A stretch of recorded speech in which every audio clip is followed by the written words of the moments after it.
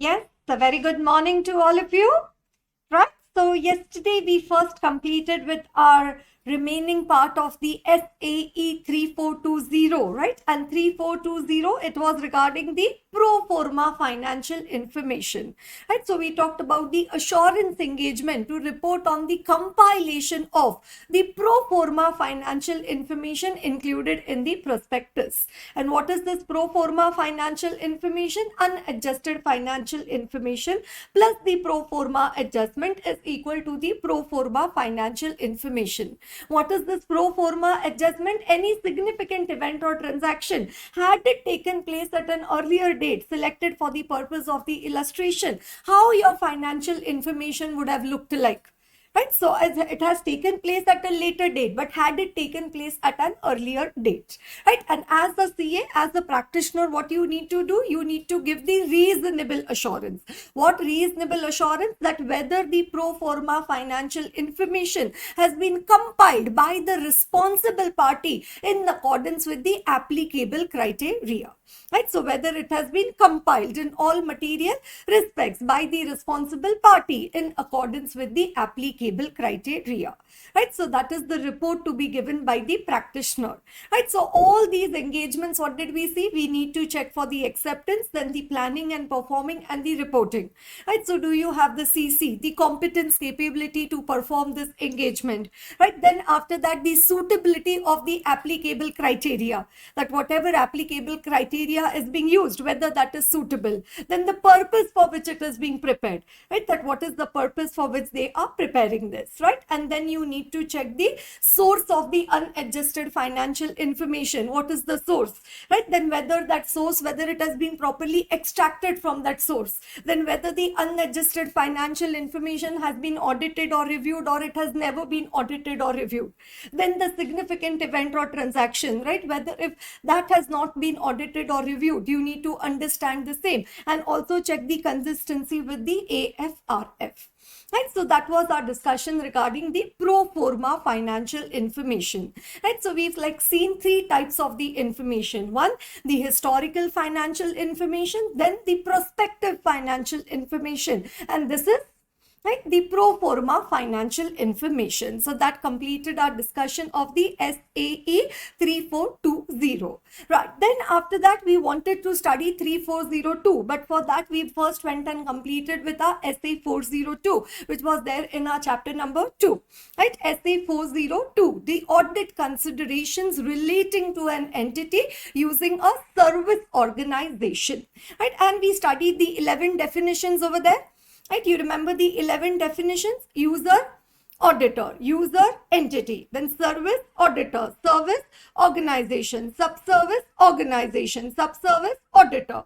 Type 1, report. Type 2, report. Inclusive method, carve out method, and the complementary user entity controls. Right, so user auditor needs to follow SA 402 when his entity, the entity which he is auditing, is using the services of a service organization. And service auditor, when he has to issue a report on the controls at the service organization, then the service auditor needs to follow SAE 3402, right, which is assurance reports on the controls at a service organization. Okay, right, so what we said, that CS Sparkle is doing the audit of the Growth Limited, and Growth Limited has outsourced their salary processing to the Samir Limited. Right, that's the example we had taken. Right, and then service auditor CA Joy has to give a report on the controls at the service organization. Okay, right, then what are complementary user entity controls? Controls exercised by Growth Limited on the work done by Samir Limited. Right, controls exercised by user entity on the work done by the service organization. Then some part of the work may be further outsourced to a subservice organization. So whether service auditor will consider the controls at the subservice organization, he may or he may not. If he considers the controls at the subservice organization while giving a report on the controls at service organization, then that is called as the inclusive method. And if service auditor does not consider the controls at the subservice organization while giving a report on the controls, then that is called as the carve out method. Right, that's the carve out method. Then for the controls at the subservice organization, you need to appoint a subservice auditor. And then we have very important part of the discussion, which is the type 1 report and the type 2 report. Right, type 1 report is a report on what? Yes, exactly. The description and the design of the controls at the service organization, right? Description and design. And type 2, it is a report on the the description, design, and the operating effectiveness of the controls at the service organization. So like we say, this is half TOC report, this is full TOC report, right? So description, design, and type 2, description, design, and the operating effectiveness of the controls at the service organization. Okay, right? Because we said so many user entities, they have outsourced their work to service organization. All the user auditor wants to perform the TOC at service organization. So rather than so many user auditors and coming and doing the TOC at service organization, better that service organization only appoints a service auditor and gets the TOC report prepared from them, right? This is different from an internal audit report, right? This would be different from an internal audit report. Okay, right. And then after that, we came to the discussion of SA 402. We saw the definitions, and then one question over there was regarding the information system, right? The controls related to the financial reporting. Now, some part of it is at the service organization because salary is of Growth Limited, but it is being computed by the Samir Limited. Right, so that is some part of your information system is now at the service organization. Right, so you need to understand the classes of transactions. Are they significant? Then how these transactions are initiated, recorded, processed, corrected as necessary. Then after that, how does it deal with the significant events and conditions? Then what are the related accounting records which are being maintained? Then the financial reporting process, which is used to prepare the financial statements, and the controls surrounding the journal entries, mainly the non-standard journal entries. Right, so that's again an important question which has come in your exams regarding the information system.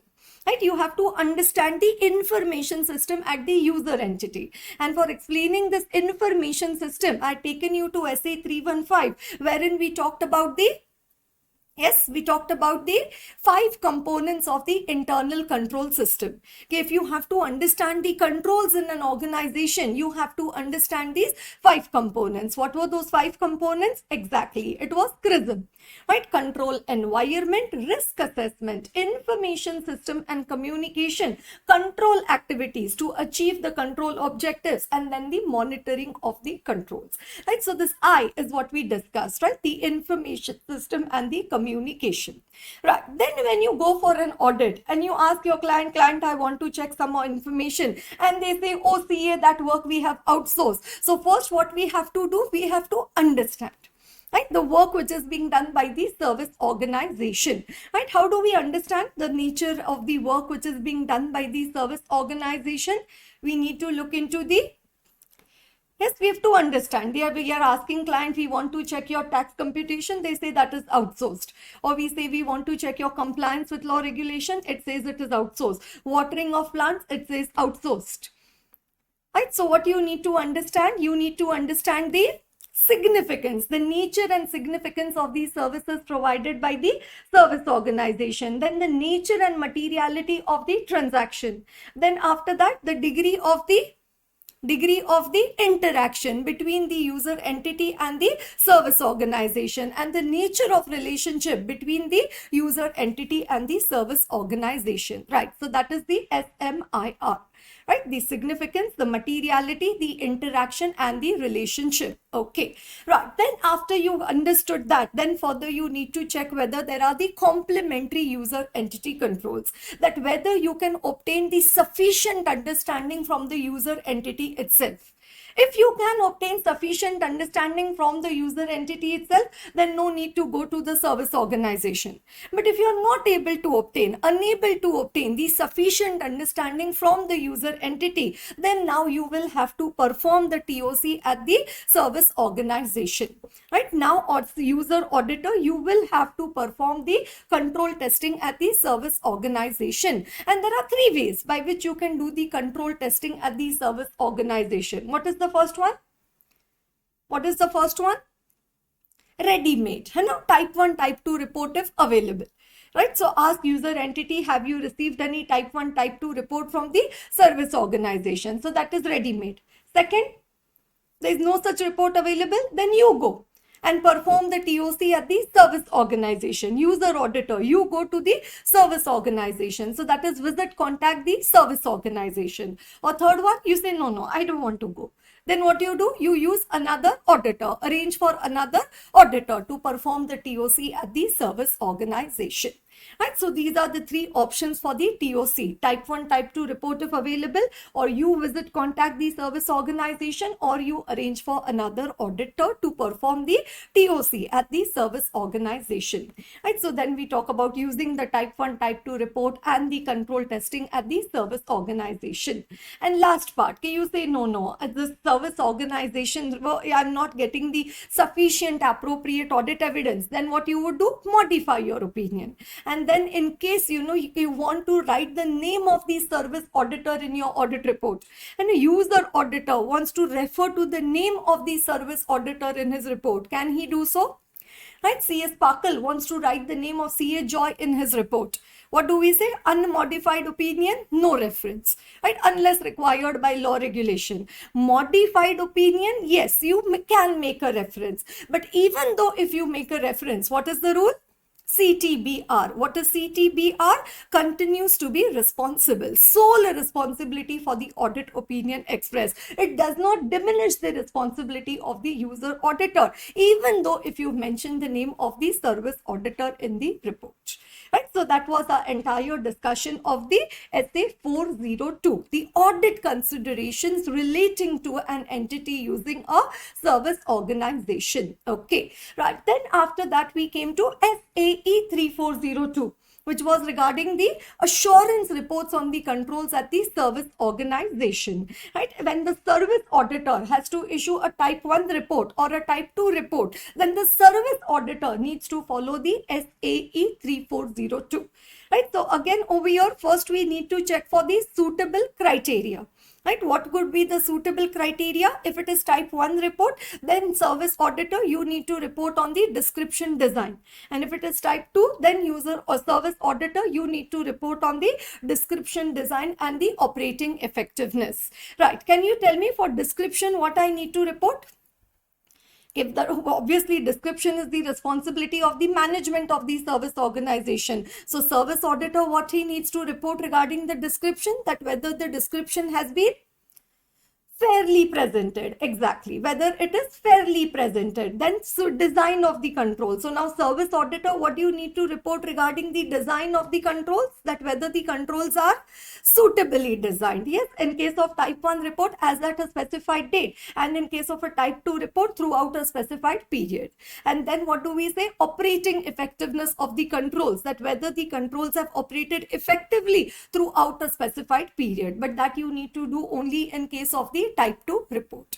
Right, so you have to give the service auditor's opinion, right, that whether the controls have been fairly presented, description of the controls, are they suitably designed, and also they have been operating effectively throughout the period. And also you have to mention, right, these tests, the service auditor's procedures and the results of the procedures. Right, the service auditor's test of control, what control testing service auditor has done and what is the results of thereof. Right, that has to be mentioned. Again, in this type of engagement, we give the reasonable assurance. Right, this report is only meant for the service organization, the user entities and their user auditors, and not for any other parties. Right, so again, you need to mention the restricted use of the report, that it is only for a specific set of the users. Right, we perform our engagement in accordance with the SAE 3402. Right, we need to obtain the reasonable assurance. Right, so that was our discussion on the 3402. Right, so again, acceptance, planning, performing, and the reporting. Right, so that completed our SAE series, right? The standards on assurance engagements. Okay, then we came to the list, the fourth set over there, which is the standard on the related services. Right, related services. What is the first breaking news over there? Okay, in this case, what is different? It is related services. That means exactly no assurance is being provided by the practitioner, by the auditor, by the chartered accountant. What do we say? It's neither an audit nor a review, and no assurance is being expressed. Right? Do you need to comply with the ethical requirements in case of a related services engagement? Yes, but only what is voluntary? Independence, and independence is not mandatory. If you're not independent, you need to mention the fact in the report. Okay, and then we came to SRS 4400. What was 4400? Engagements to perform the agreed upon procedures. Right, which procedures? Agreed upon procedures regarding the financial information. Right, what is the report called as? In case of our agreed upon procedures engagement, the CA, he says that I have been told to perform procedure 1, 2, 3, and I have performed these procedures, and this is the result of the procedure 1, 2, 3. Right? We say we have performed. And then, yes, what is the title of the report? It is the report of, yes, exactly. It is the report of the factual findings. Right? That you told us to do 1, 2, 3, 4 procedure. We have performed. These are our findings. That's it. Right, the users of the report have to form their own conclusion. Right, we are not giving any assurance, expressing any form of an opinion on the same. Right, the procedures are those which are agreed upon with the entities or the specified parties. Right, so again, this report is for a specific set of users. So before the title of the report, we write down confidential. Right, that it is only for a particular set of users. Okay, then we also say that had we done an audit or a review, other matters might have come to our attention. Then if you have performed the agreed upon procedures for a part of the financial information, you specify that the agreed upon procedures are only for the part and they do not extend to the financial statements taken as a whole. Like say if you've performed them only for the debtor, so you need to specify that these agreed upon procedures are only performed in respect of the debtors.